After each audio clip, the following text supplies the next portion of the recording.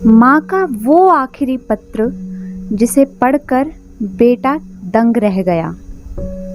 Hello Sumit बेटा, मैं तुम्हें कितने दिनों से फ़ोन लगा रही हूँ, लेकिन तुम हो कि फ़ोन उठाते ही नहीं।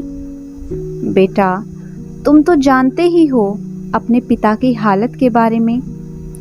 उनकी तबीयत ठीक नहीं रहती। अब तो उनकी हालत और भी ज़्यादा बिगड़ने लगी है। बिस्तर पर पड़े पड़े तुम्हें याद करते रहते हैं। कुछ समय निकालकर पापा से मिलने आ जाओ बेटा। बहू और बच्चों को भी लेते आना। तुम्हारे पापा हिम्मत हार चुके हैं। उन्हें तुमसे मिलकर कुछ सहारा हो जाएगा।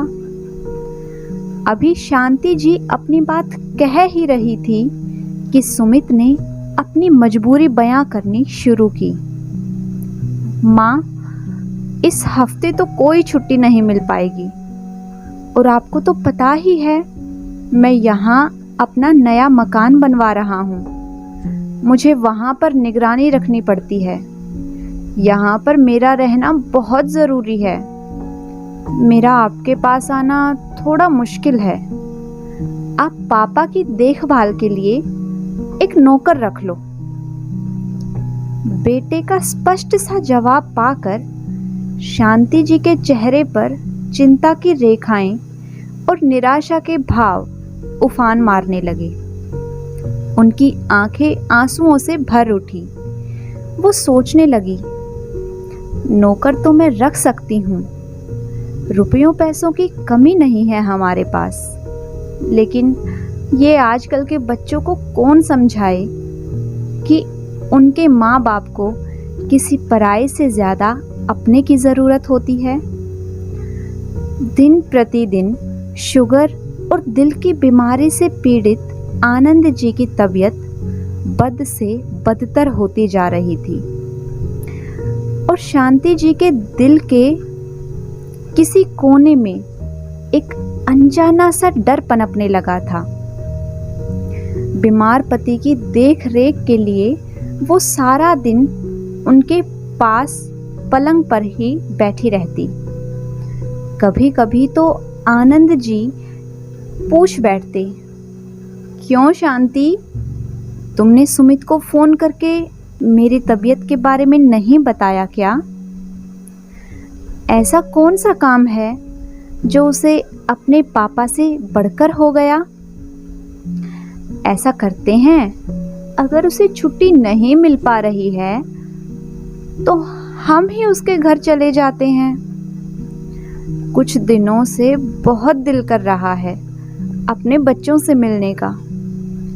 फिर शांति जी फीकी मुस्कुराहट देकर झूठी तसल्ली देने लगती और कहती, आपके बेटे ने यहाँ आने के लिए पूरे हफ्ते की छुट्टियों के लिए अप्लाई किया हुआ है, इसीलिए आने में कुछ समय लग रहा है। धीरे धीरे आनंद जी भी जान गए थे कि यह सब बातें उनकी पत्नी उनका दिल रखने के लिए कह रही है, वरना शहर यहाँ से है ही कितनी दूर। इस समय इस उपेक्षित वृद्ध दंपत्ति के पास ऐसा कोई अपना नहीं था जिनके साथ वो अपना गम बांट सके। वे दोनों एक दूसरे को ही तसल्ली देकर रह जाते थे। शांति जी अपने पति से कहती,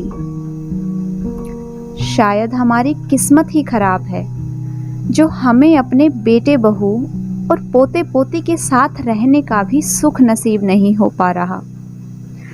पोते पोती को अपनी गोद में खिलाने और उनसे लाड करने का अरमान तो अरमान ही रह गया। इस पर शांति जी को दिलासा देते हुए आनंद जी कहते, तुम तो अपना दिमाग बेकार की बातों में लगाए रखती हो शांति। बेटे की भी तो अपनी जिंदगी है, वो अपने पैरों पर खड़ा है, खुश है। इससे ज्यादा हमें और क्या चाहिए? हमें उनकी खुशियों में अपनी खुशियां देखनी चाहिए। लेकिन क्या बेटे का कोई फर्ज नहीं बनता? अरे पगली, जिसके भाग्य में जितना लिखा है वो उसे मिलकर ही रहता है। शायद हमारे भाग्य में बच्चों का साथ इतना ही था। हम बेकार में ही उनके आने की उम्मीद पाले रहते हैं। उनकी दुनिया में अब उनके अपने बीवी बच्चे और शहर के पढ़े लिखे लोग हैं। अब उनकी दुनिया में हमारी कोई जगह नहीं है। ऐसे ही दोनों एक दूसरे को तसल्ली देकर रह जाते थे और एक दूसरे के गमों को बांटने का प्रयास करते थे। घर का कामकाज संभालने के लिए भी शांति जी ने नौकर रख लिया था। नौकर रखने से उन्हें इस बात की तसल्ली रहती थी कि चलो कोई तो इस अवस्था में उनके साथ है जो उनके मुश्किल समय में उन्हें संभाल लेगा। कुछ दिन यूं ही बीते, लेकिन आनंद जी की बीमारी बढ़ती ही जा रही थी।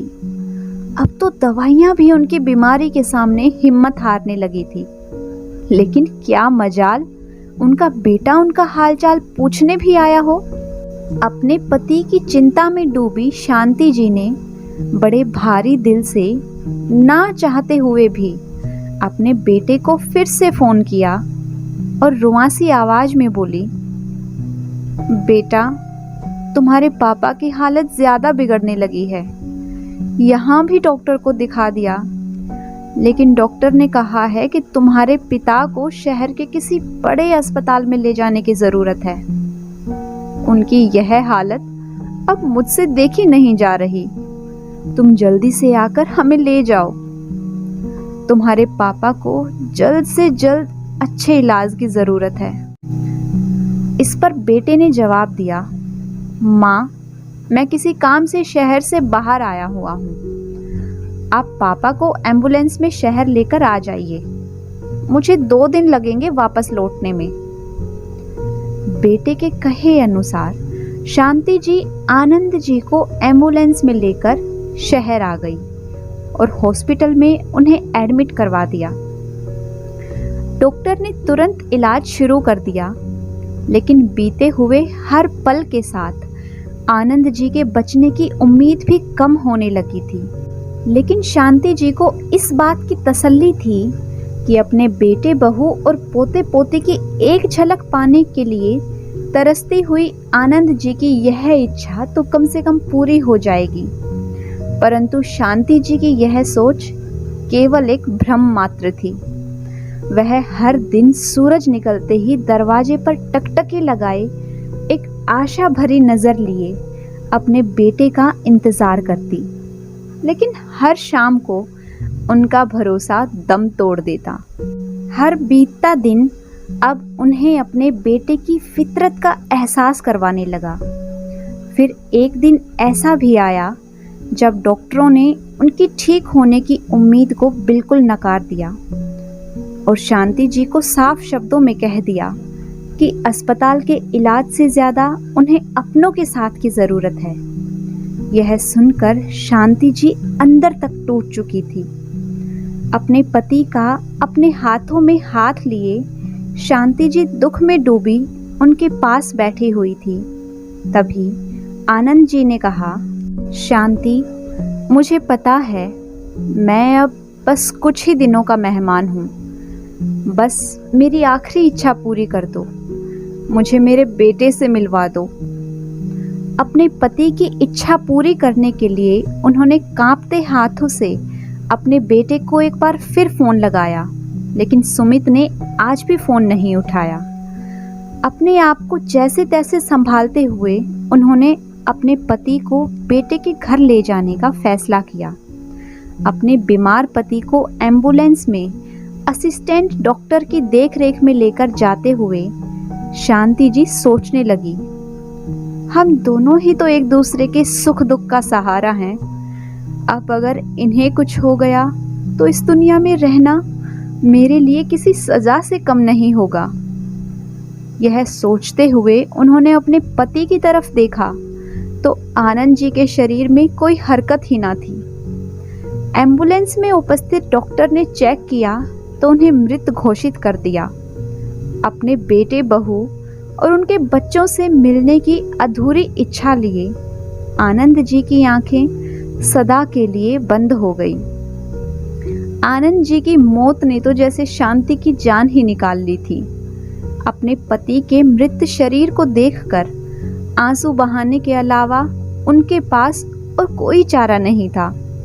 वो एम्बुलेंस में अपने बेटे के फ्लैट के बाहर तक पहुंच चुकी थी, लेकिन जब आनंद जी ही नहीं रहे तो बेटे के घर जाने का क्या फायदा। यह सोचकर वो उसी एम्बुलेंस से अपने मृत पति को लेकर वापस गांव की ओर चल दी। दिल पर पत्थर रखकर शांति जी ने अपने बेटे को फोन करके यह दुख भरी खबर सुना दी। 2 दिन बीत चुके थे, लेकिन वो अभी तक घर नहीं पहुंचा था। मजबूरन बेटे की अनुपस्थिति में ही आनंद जी का अंतिम संस्कार कर दिया गया। अपने घर के बरामदे में बैठी हुई शांति जी बार बार यही सोचकर दुखी हो रही थी कि आनंद के बिना आगे की जिंदगी कैसे कटेगी। आनंद थे तो कम से कम किसी अपने के होने का एहसास तो रहता था, वरना बेटा होते हुए भी वो बेसहारा ही थे। उनके मन में बार बार यह प्रश्न रह रह कर उठ रहे थे, यदि बुढ़ापा इसी दर्द का नाम है तो यह क्यों आता है? क्यों बच्चे इस उम्र में अपने माँ बाप से इतनी दूरी बना लेते हैं? क्यों उन्हें कष्ट भोगने के लिए अकेला छोड़ देते हैं? आज शांति जी के पति की मृत्यु हुए 5 दिन हो चुके थे, लेकिन अभी तक उनके बेटे ने आना जरूरी नहीं समझा था। वो सोचने लगी, जब इसी बेटे को आनंद जी तकलीफ में देखते थे तो तिलमिला उठते थे, परंतु अपने माता पिता को इतने कष्ट देने के बाद भी उनके बेटे में रत्ती भर भी तिलमिलाहट का एहसास तक नहीं था। बड़े होकर अपने ही बच्चे इतने स्वार्थी और पत्थर कैसे हो जाते हैं? शांति जी की आंखें भी रो रो कर सूज चुकी थी। अपने पति की असमय मृत्यु उनकी आंखों के पानी को समाप्त करने लगी थी। अब तो ऐसा लग रहा था मानो इन आंखों में खून बहने लगेगा। आनंद ने अपने बेटे को जरा सी भी दुख तकलीफ का एहसास तक नहीं होने दिया था। फिर भी वो उनकी अंतिम यात्रा में क्यों नहीं आया, जिसकी एक मांग पर आनंद जी दुनिया भर की खुशियां लाकर उसके कदमों में रख देते थे। उसकी जरा सी तकलीफ के लिए आसपास के वैद्य हकीम को इकट्ठा कर लेते थे। उनकी इच्छा को जुबान पर आने से पहले ही पूरा कर देते थे। उन्होंने तो अपने प्यार में कभी कोई कमी नहीं आने दी थी। और वही बेटा अब उनके बीमार होने पर तो क्या, अंतिम विदाई पर आने के लिए भी समय नहीं निकाल पाया था। शांति जी सोचने लगी कि जब 2 वर्ष पहले सुमित गांव आया था तो शांति जी और आनंद जी ने उनके साथ चलने का जिक्र किया था। उनकी बहू का तो यह बात सुनते ही चेहरा उतर गया था। जाने दोनों ने अकेले में क्या बातें की। अगले दिन जब उनके साथ चलने का समय आया तो सुमित ने टाल मटोल करते हुए कहा, पापा, यहाँ की ढेर सारी जमीन तो खराब हो जाएगी। यहाँ की खेती को संभालना बहुत जरूरी है, इसलिए आप दोनों यहीं रहिए। बेटे सुमित की हाँ में हाँ मिलाते हुए बहू भी बोली, ये बिल्कुल सही कह रहे हैं पापा जी।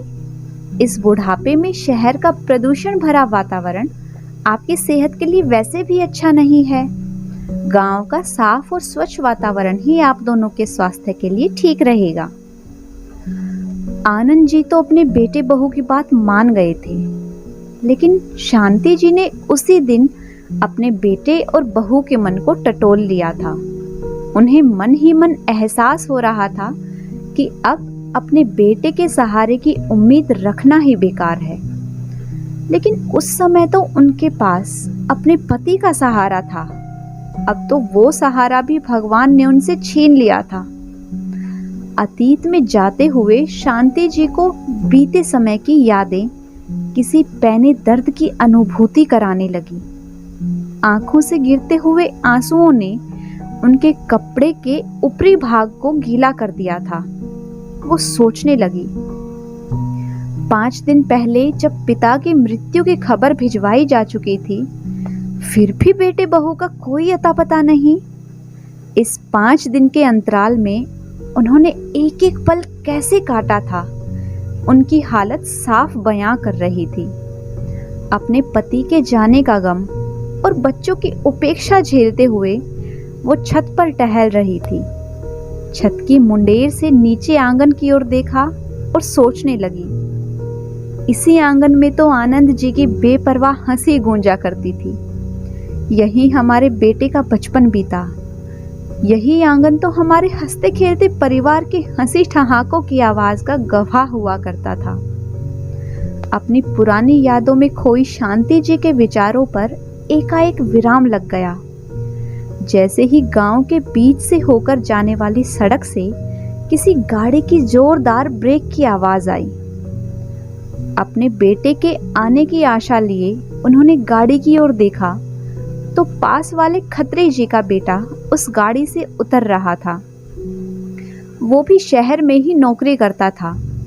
उसे देखकर वो सोचने लगी, सबके बच्चे कुछ दिनों की नौकरी के बाद अपने माता पिता से मिलने आते हैं।